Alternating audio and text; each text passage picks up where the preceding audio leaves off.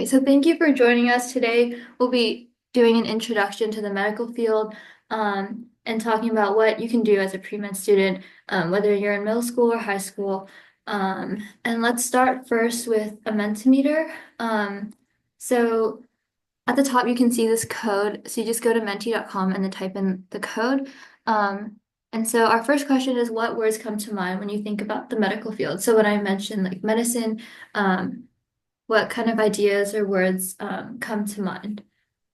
And then this will generate like a word cloud, and then I'll share this with everyone, so that we can kind of see like what people in this cohort are interested in. So the words can be anything, can be like why you're interested in medicine, like what you envision like a future medicine looks like, or what you think about when you hear about the medical field.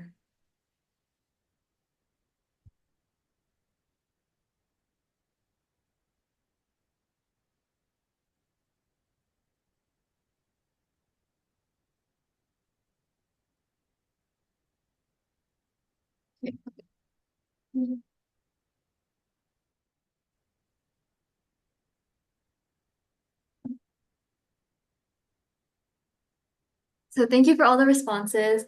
We see doctor helping different specialties, which we'll talk about today, serving the community, which is super important, um, sports medicine, um, money. Um, okay, these are all wonderful. Yes, keep them coming. Um, CT scan, that's very nice. So you guys are all very knowledgeable about different aspects of the medical field. This is great. Okay.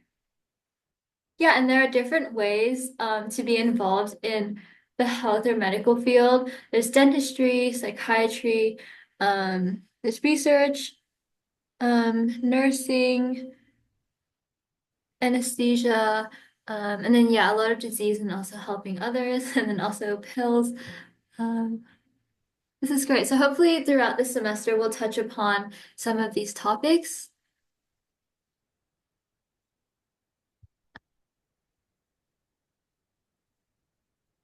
And for the people who are just joining, we're just contributing to this word cloud, about what kind of words come to mind when we think about the medical field.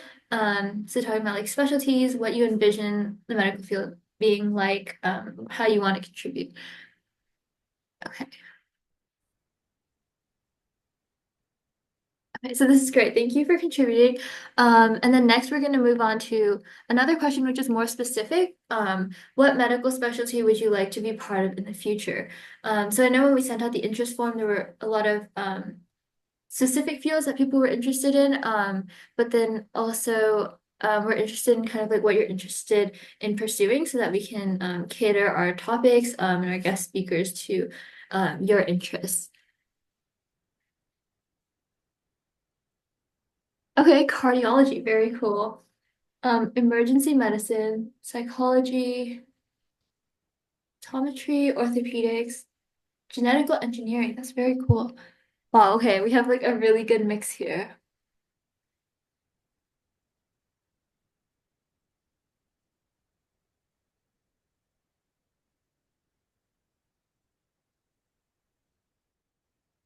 Okay, and then some people put none. That's totally okay. Um, I think as you progress through the field, your interests like change. And when you learn like new topics, when you're exposed to different subjects, um, your interests might change. So, but it's very cool for people who have interests as well. Yeah. Oh, and then also forensics. Yeah, and then yes, people mentioned dentistry earlier, and EMT is also very cool. So like emergency medicine working on an ambulance. And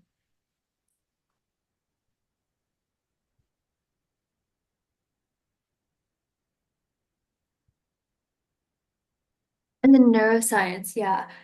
I think neuroscience and and cardiology are very popular topics, so as pediatrics and psychology. So definitely try to touch on some topics that relate to these interests, and then try to get some guest speakers who um, are pursuing like this path like right now, so that we can kind of learn about that. Okay. So thank you all for sharing. I'll definitely like take a screenshot of this and then share that in the recap email so that um parents and everyone can see like what people are interested in.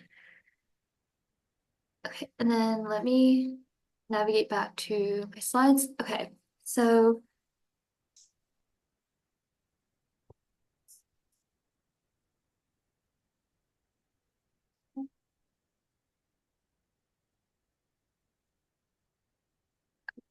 so does everybody see the C on the screen? Sorry, let me um okay, wait, it's okay. So today we're going to talk about the pathway that you take through medicine. And then just kind of before we talk about that, because it can be daunting, it is a long pathway depending on like the specialty you choose, and also like the research you want to be part of throughout that journey. Um, and it's important not to be like scared by the journey. Obviously you're motivated by the factors that make you want to be part of the medical field. Um, and our program and our purpose is really to support you throughout this journey. So we're here to teach youth about science and medicine and build a community of youth interested in pursuing a future in medicine and supporting everybody through that. So a lot of our students from the past are now interns, and a lot of our interns from the past are in college now and they're doing wonderful things and they have specific interests. And you'll be able to actually hear from one of them as a guest speaker later on in the semester. And then just like our founding principle is just to immerse youth in medicine at a younger age, to better prepare them for a career in medicine because not everybody has like the resources to learn about different specialties and learn about what this pathway entails. Um, so we hope to provide those resources to you all and support you throughout this journey. So first, since a lot of our participants are in middle school, we're going to talk about what you can do starting now to better prepare you for a journey in medicine. Great. So what you'll want to start doing in middle school is ask yourself if you have decided on a career in medicine. As we've mentioned, it's a very long pathway. It takes a lot of hard work and dedication, and we're here to support you through that. And of course, you should be exploring different specializations and fields in healthcare. When you go into high school, and you discover like clubs and different organizations, there are some that are geared towards specific specialties like dentistry, psychiatry, and pediatrics. And knowing very early on what you want to do in the medical field can help you when you're deciding which organizations to join, which extracurriculars to participate in. You can look through different possible careers like in nursing and surgery and general health. And of course, remember that you can try every extracurricular that interests you. You have many options as a middle schooler, whether that be specifically in medicine already or not. Yeah, and there are many ways to contribute to the field of medicine. You don't have to be a doctor. We'll talk later about how you can do research, you can be nursing, you can even work in forensics, right? Or like as a physician assistant. So there are many options for you. And then moving on for our middle schoolers looking into what they should be doing in high school, and also our current high school students. Um, so first, you should determine like your fit. So in high school, they offer a lot of biology and chemistry classes. So definitely take those classes and kind of gauge whether you're interested in specific topics. And if you are, then in the following years, in your upperclassmen years, you can take AP biology, AP chemistry, AP psychology. It's also a good idea to maybe try a class in physics or physiology, because those are also related to medicine or also like prerequisite classes you'll have to take in college. So exposure in high school is super important. And not all of these classes are required. So take the classes that you're interested in, take the ones that you have time for, the ones that fit in your schedule. But these are a range of classes that you can explore.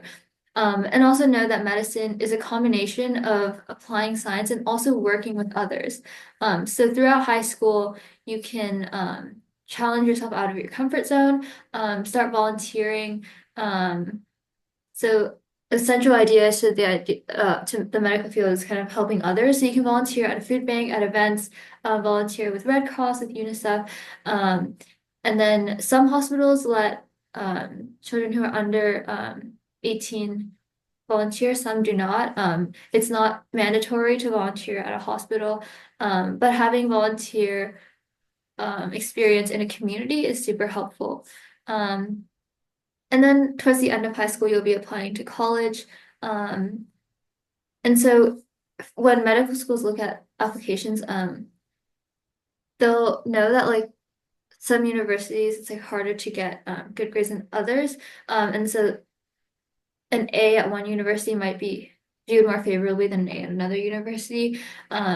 So in previous talks by admissions officers, they said that it's sometimes easier to get into medical school from prestigious university, but that's not always guaranteed. So when you're applying to college, you should try to find a college that you think fits you best. So there are some colleges that have great programs for neuroscience. Some programs, some colleges with programs that are really good for biomedical engineering, right? So it really depends on your interest and the college, what their like specialty area is. And so you have to research each college to kind of gauge that. And then if you ever need support with that, we're here to help as well.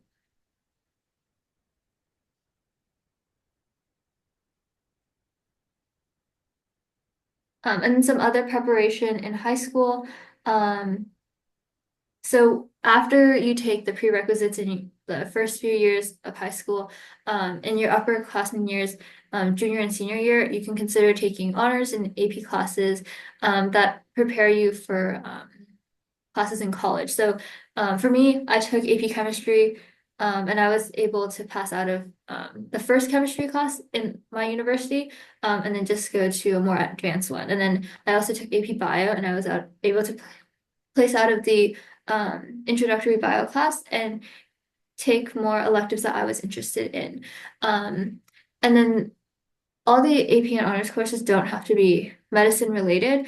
You can feel free to explore your interests, but don't feel pressured to have to take a lot of AP classes just to like boost your GPA or anything.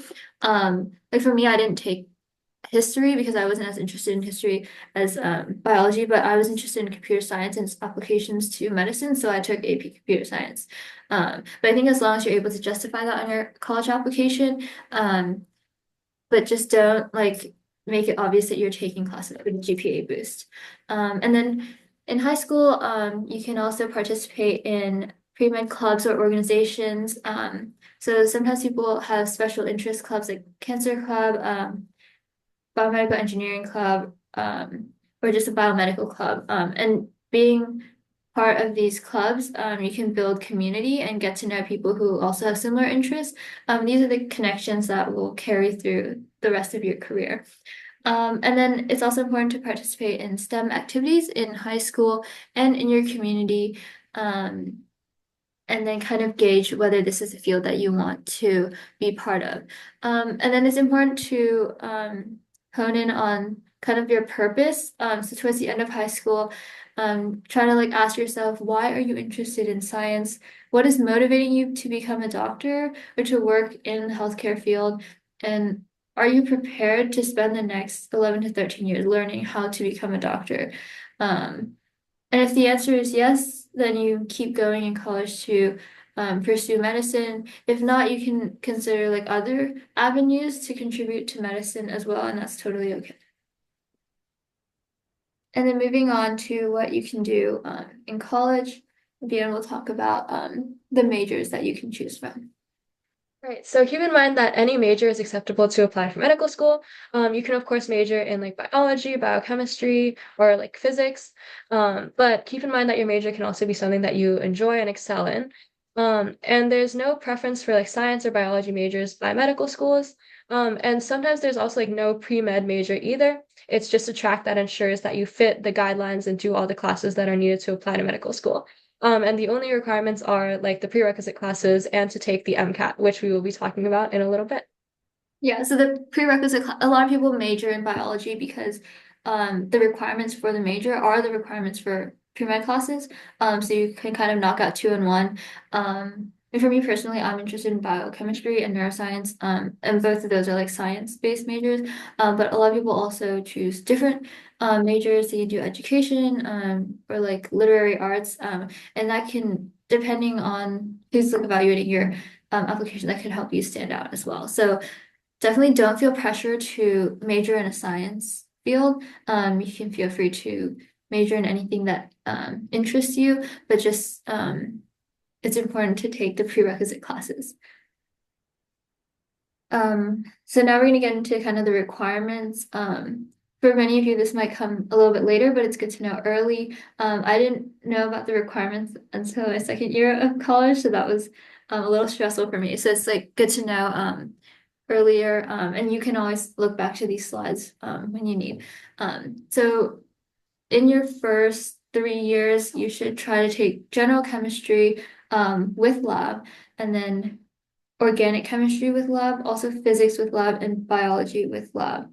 And these are kind of like the requirements. The requirements differ depending on the school, but these are the requirements that many undergraduate institutions put out to their pre-med students. And then biochemistry is not necessarily a requirement, but it's important when taking the MCAT. So definitely take biochemistry before you start studying for the MCAT. And then psychology and sociology can also be helpful, or you can self-study that. Um, and then when you're applying to medical school, there are two GPAs that they look at. There's a non-science GPA, like your overall GPA, and then also a science GPA, which is just looking at your science courses like general chemistry, organic chemistry, physics, biology. And so they evaluate those two separately. And so you want to aim for as high of a GPA as you want or as you can.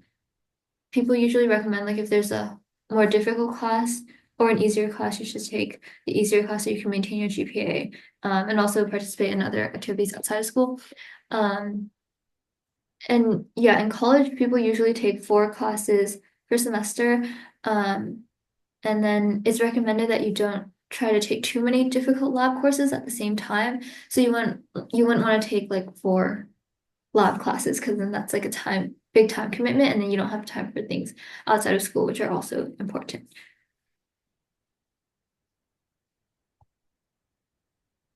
All right. So the MCAT is the medical college admissions test, and most schools will require this test.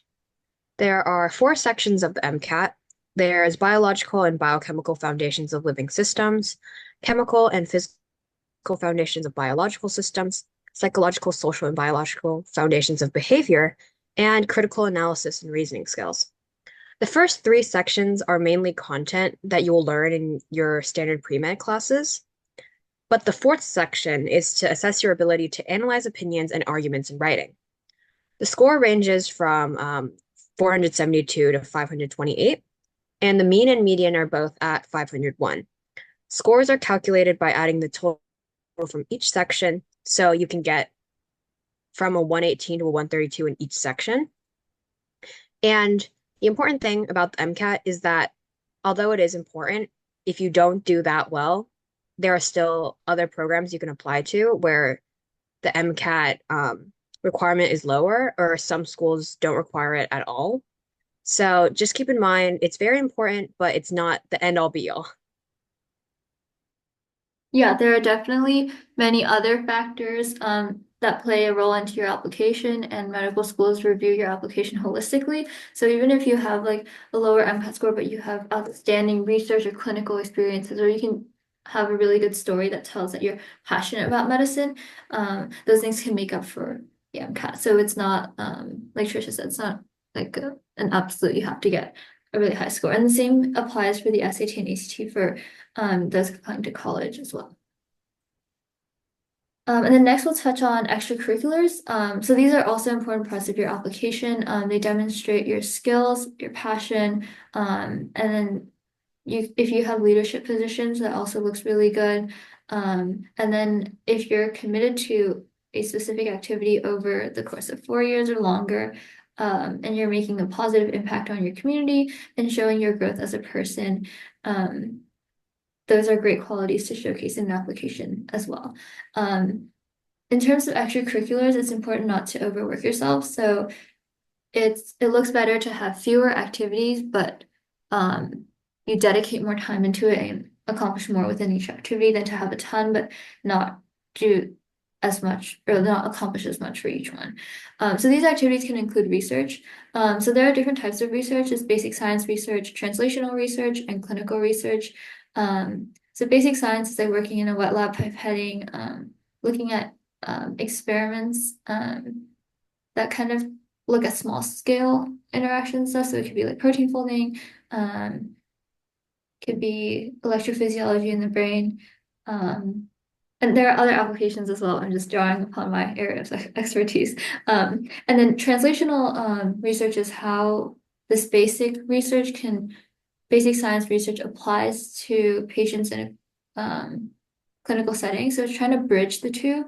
And then clinical research um, isn't in a wet lab. It's more about like reviewing patient charts and seeing how different factors, like social economic factors or medical factors can impact outcomes. So research is important because you're advancing the field of medicine. You're learning to work in like a laboratory environment if you're doing basic science or translational research. And you're also able to publish findings and maybe attend conferences where you're interacting with people who are actually working in the field. Um, and then in order to kind of showcase who you are as a person, it's also important to have hobbies and outside interests. And these are good for helping you de-stress and create new friendships as well. So you'll see that some of our guest speakers are interested in things like music or going to the gym and weightlifting. So these are important as well. And then finally, clinical experience, shadowing physicians working at clinics or hospitals and interacting with patients. These are important to help you kind of solidify your interest in medicine and know that this is something that you want to do in the future. Right, and now we'll touch on clinical experience, which is also a great way to show your dedication to a field. And here you'll be determining if a career in healthcare is right for you because you'll be getting very hands-on. You'll be experiencing firsthand what happens in a clinical setting and what medical professionals that are in the field that you want to pursue are navigating every day. You'll see kind of like their lifestyle and how they approach their job. And many students begin working in medical settings in their first or second year of undergraduate, so your first or second year of college. And it's important when applying for medical school because typically admissions officers want to see your interest and your dedication. And like if you lack clinical experience, medical schools might like hesitate or doubt that you are dedicated to that specific field.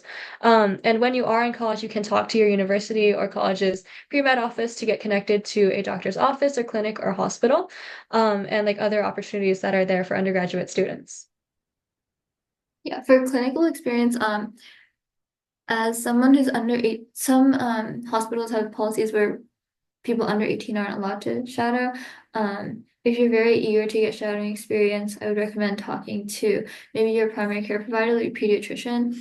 Um, a lot of people that I've talked to had family connections for people to shadow. And I know not everybody necessarily has that, and I don't have that. So I actually started shadowing in college. And there's also virtual shadowing opportunities, which I'm happy to share through email or you can stay behind if you're interested in that. Okay, but the next we'll go into personal statement and interview. So this is when you're applying to medical school. So you definitely need to set time to write and edit your personal statement. The questions that this statement surrounds is like, why do you want to become a doctor? And it's important to talk about why you're not drawn to another health science field. So they'll say like, if you're interested in science, why aren't you doing like research or something else? Like what draws you specifically to become a doctor and why, if we have such limited spots, why do you deserve like a spot, right? Um, and then your university pre-med office will have mock interviews. There's like advisors, counselors, and right before like the interview season, they'll give you like a mock interview so that you can practice and kind of know like what type of questions might be asked and then how you can present yourself in a way that's authentic and also shows that you're passionate and accomplished. Right, and now we'll talk about professors and applications. So you'll want to get to know and form connections with 3 to 6 professors because you will be needing 3 to 6 letters of recommendation when applying for medical school. And the same thing goes for when you are applying to college. Getting to know your teachers can help you get a good letter of rec that helps you get into a good university so that admissions officers can get to know who you are, what drives you, what you hope to do in the future. And those letters of recommendation from college can be from advanced courses or research courses or even hospitals or doctors' offices. And professors who do know you well can write the best letters of recommendation for you, which goes back to what I said about high schools, getting professors who know you and teachers that know who you are. And apply early to all in-state public medical schools and out-of-state private schools. You want to kind of get as many opportunities as you can to apply to medical school. And look for these following factors when you're considering which school to apply to. Do they accept many out-of-state students? Are you a competitive applicant and student? And which aspect are you most competitive in? Yeah, so all in-state public medical schools have preference for students from their own state. So if you're from California, the University of California system is a great like system to apply to. You should apply to all the schools there because they have preference for California students. And then if you're applying out of state, the public if to like a different state. So like if you're applying to if you want to go to like UMass, they're a public school in Massachusetts, so they'll prefer people from Massachusetts. So unless you stand out a lot or you resonate with the school a lot, people technically they tend to recommend that you apply to private schools if it's out of state because those private schools don't have preference for in-state students. So Stanford would not have preference for in-state students, or like Duke or Harvard. So that means like regardless of whichever state you're from, you have an equal chance of getting into those out-of-state schools. Um, all right. And then after you get into medical school, there are different pathways for becoming a doctor. So we're going to go through a couple of those. So first, the most common is like an MD. Um, and so you'll have every medical school has a different like they split their clinical and coursework differently, but in general, there should be 2 years of like advanced science coursework that's related to medicine. So you'll learn about like different body systems and like the drugs that impact the system, and also the diseases and pathology of the system. So then after that, there are 2 years of clinical experience and patient exposure, where you're actually in clinical rotations, and learning how to interact with patients in a clinical setting. And then the United States medical licensing exam, step one and step two, also take place in during medical school. Then after that, you would obtain your MD and you would go on to residency, where you're specializing in a field that you're interested in. So this is where we asked earlier what specialty are you interested in, and depending on the specialty you choose, the residency may be 3 to 7 years. And then if you want to become even more specialized, so like say your residency was in neurology, but you're especially interested in strokes or in a specific type of bleeding in the brain, you can do a fellowship and it's totally optional, where you kind of work with a doctor who's also specialized in that field, and you do research in that field, so that you can become like very specialized. And then after that, you get your medical license, and then you're able to practice in a state. Um, so some terminology that I was confused about when you're in residency, this like a person in residency is called a resident, and then a person in fellowship is called a fellow. And after you get your medical license, you're called an attending doctor. Um, so then in a clinical setting, a lot of times, especially in academic settings, you'll have a team of residents, fellows, and attendings. And so when I was shadowing, I wasn't sure who was the one in charge. But now you know that the attending is in charge, then the fellowship, or then the fellow, and then the resident. And then sometimes there will be a medical student also on the team helping out. And then next, instead of doing an MD, you can also do a PhD. A PhD doesn't include clinical experience, but it's more about research, and discovering things in a new field. So in your first 2 years, you learn about research and the specific field that you're interested in. So like if you're interested in cancer biology, you take classes in that. Um, and then in year three, you would start studying for exams like qualifying exams where you have a project proposal and then you conduct research to fulfill that proposal. And then in your fourth and fifth years, you work on your dissertation, which is a huge talk and paper that you write that details like all the work that you did. And then you defend your research in front of a committee in order to graduate. So in a PhD, you have advanced coursework, you have exams, and then also the dissertation. And then finally, some doctors are interested in both practicing in a clinical setting and also becoming specialized in a specific field. Um, so they obtain both degrees, an MD and a PhD, and this is a 7 to 8 year program. In the first 2 years, it's just medical school, so you're learning all the medical knowledge that you need. And then in years 3 to 6, that's where you complete your PhD. And then afterwards, you return to medical school to gain experience in a clinical setting. And then kind of an additional benefit of the MD PhD program is that there are some MSTP programs in the US that cover tuition and also we can pay you a stipend. So then it's a little bit more affordable than medical school. And it's important to note that in order to become a physician scientist, you don't have to complete an MD, PhD. There are a lot of doctors who take time off, whether it's during medical school or in residency to pursue research. And that gives them the qualifications to conduct research as well. So they're also considered physician scientists. And then we'll talk about what happens after medical school. So as some of you were asking, residency does come after medical school. It is required to become a licensed physician in your state. And compared to medical school, residency is an opportunity for you to complete in-depth training for a specific field of medicine that you want to pursue. So residency typically varies from 3 to 7 years, depending on what specialty you guys want to go into. And I think you guys asked this in the chat as well, if there are different lanes for different fields. Yes, there are. So for example, psychiatry is typically 4 years, while neurosurgery is around 7. And you'll have on-the-job training in your fields, and it's paid as well around 40,000 to 60,000 a year. But you will have to work very long hours, so those will typically be around 80 hours per week. And at the end of your residency, you will be completing the board certification exam, and you will be retaking that certification exam every 7 to 10 years in order to keep your credential, as well as complete a list of requirements every 2 to 3 years to keep your certification.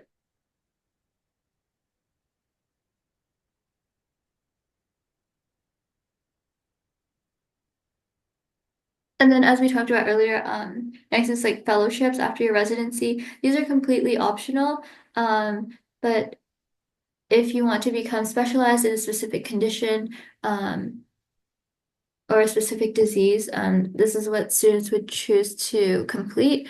So this is helpful because you're able to see patients who have complicated or specific conditions and dedicate time to that, and also learn from a specialist who has been treating that for several years, maybe even decades. And then as in medicine, it's a field of collaboration, so you'll always be training future physicians.